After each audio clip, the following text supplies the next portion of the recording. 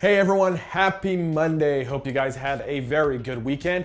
It's Monday, August 12th, 2019, and here is your daily cyber briefing. Check Point issued a report over the weekend that detailed how its security researchers were able to remotely install malware on a digital DSLR camera. In it, researcher Eyal Itkin found that a hacker can easily plant malware on a digital camera. He says that standardized picture transfer protocols is an ideal method for delivering malware. It's authenticated and can be used with both Wi-Fi and USB.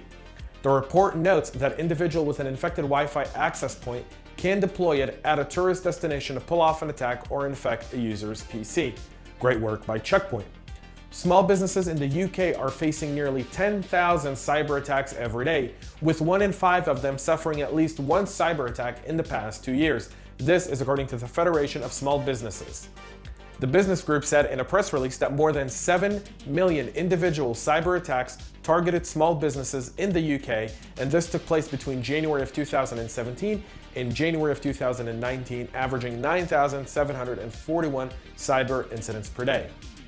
And in other news, Apple has given away $1 million to the hacker who can break the tech giant security protections to break into an iPhone remotely. Yes, folks, remotely. It is a significant increase in reward from the $200,000 bounty program reward Apple has run since 2016 to incentivize hackers to work with the company rather than target it and its users. And Broadcom and Symantec are back in the news, this one with Broadcom buying Symantec enterprise security business for $10.7 billion in cash. The deal relieves Symantec of a business line where it faced aggressive competition. For Broadcom, a large player in the semiconductor industry, it means gaining a suite of well-developed security offerings as it seeks to grow its infrastructure business. That's it for today's cyber briefing. Make sure you subscribe, follow, and share today's news. We'll be back with more tomorrow. Until then, be safe.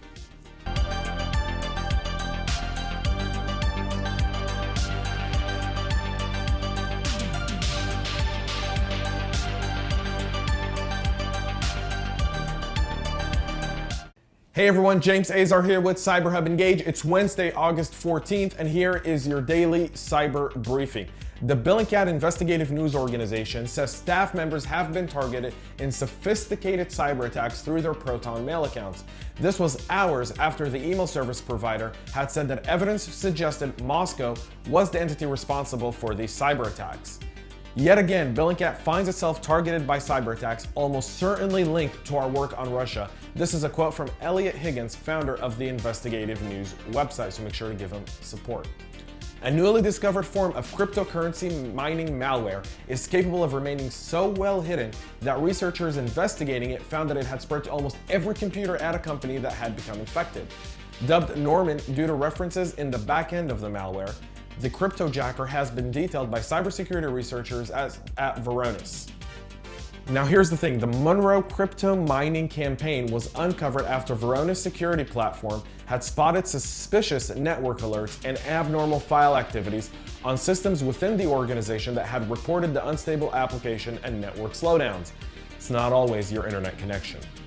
Software developers are the people most targeted by hackers conducting cyber attacks against the technology industry, with hackers taking advantage of the public profiles of individuals working in the high turnover industry to help conduct their phishing campaigns. The August 2019 Threat Intelligence Bulletin from cybersecurity company Glasswall details that the industries most targeted by phishing, with the technology sector accounting for almost half of the malicious phishing campaigns. For attackers targeting technology businesses, the goal is often stealing intellectual property and other data which can be either be sold for profit, or in cases of corporate or state backend espionage, used to build a knockoff version of the same technological product. And finally, our neighbors in the north. The Canadian federal government on Monday launched the long-awaited cybersecurity certification for small and mid-sized businesses in hopes of increasing the attention SMBs pay to cybersecurity, as well as increasing the confidence of online shoppers who buy from Canadian sites.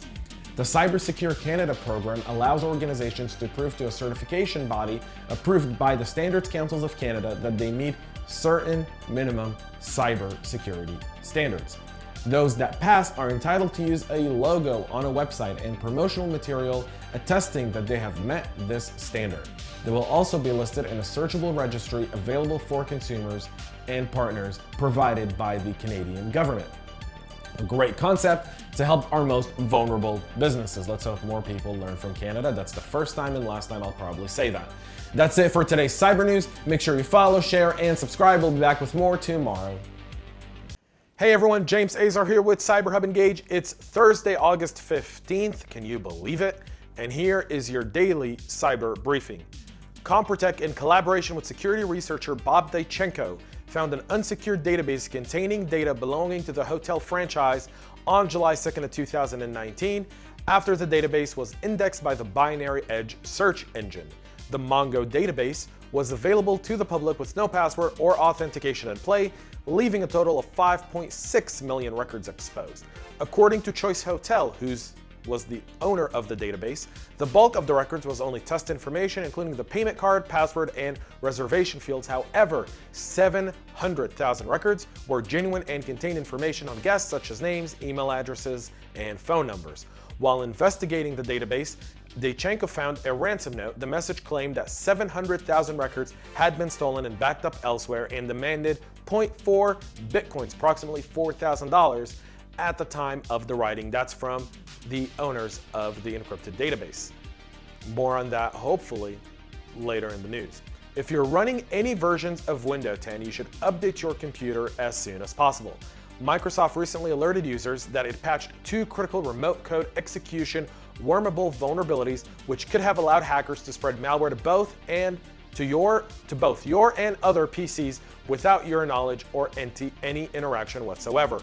Currently, 2 new RCE vulnerabilities, codenamed CVE 2019-1181 and 1182, only impact Windows 10. The older versions of Microsoft's operating systems are not impacted. So if you haven't updated your Windows 10 yet, get on it. What are you waiting for?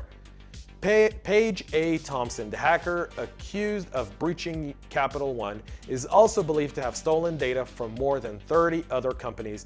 This is according to new documents by U.S. prosecutors filed today and obtained by ZDNet. The government's investigation over the last 2 weeks has revealed that Thompson's theft of Capital One's data was only one part of her criminal conduct, U.S. officials said in a memorandum for extending Thompson's detention period. The server seized from Thompson's bedroom during the search of Thompson's residence include not only data stolen from Capital One, but also multiple terabytes of data stolen by Thompson from more than 30 other companies, educational institutions, and other entities.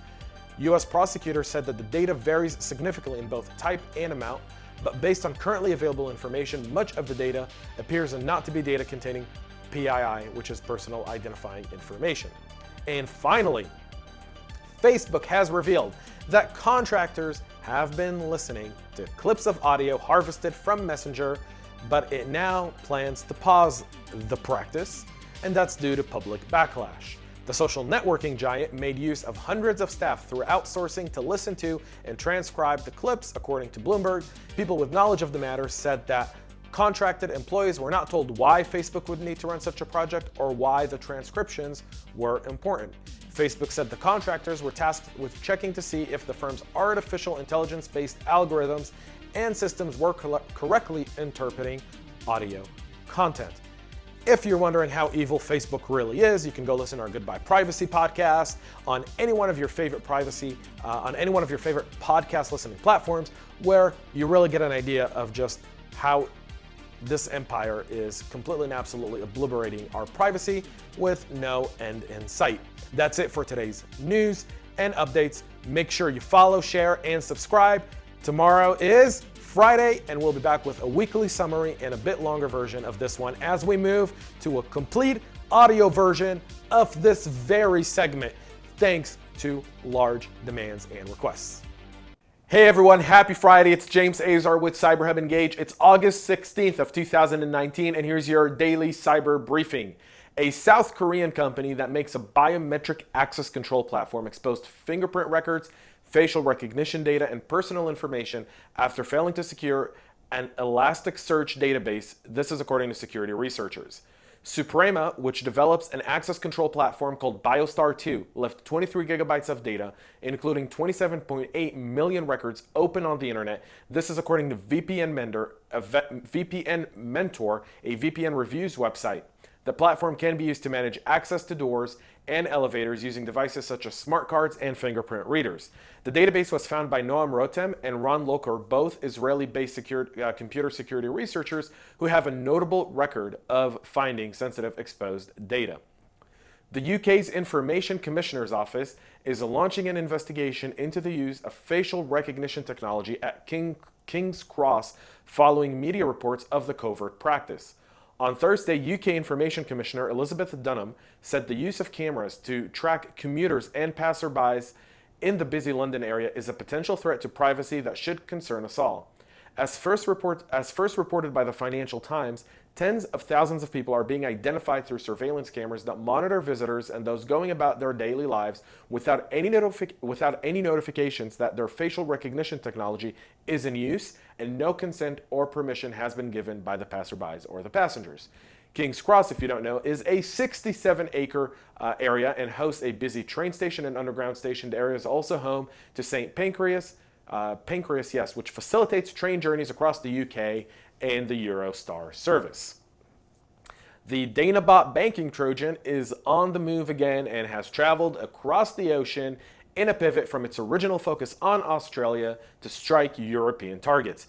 Danabot was first discovered by Proofpoint researchers last year. The malware was observed striking Australian targets of financial value, but at the time, Danabot appeared to come from only one threat actor source. Now the malware has evolved and has become more than a single source piece of malware to what Webroot calls a very profitable modular crimeware project. Danabot, written in Delphi, was first found as a payload in phishing emails circulating in Australia. The messages used subject lines including e-tolls and invoices in an attempt to coerce victims into downloading a malicious Microsoft Word attachment containing a macro that deployed Danabot via PowerShell. This is no different than other malwares that have been developed and kind of grown over the years. We're going to continue to see this because malware is just a weapon, and weapons tend to evolve. That's it for today's daily cyber briefing. Make sure you subscribe and give us 5 stars on your favorite podcast listening platform. Help spread the news of what's happening to our privacy, our cybersecurity, and our information security all over the globe. That's it for today. We'll be back with more tomorrow.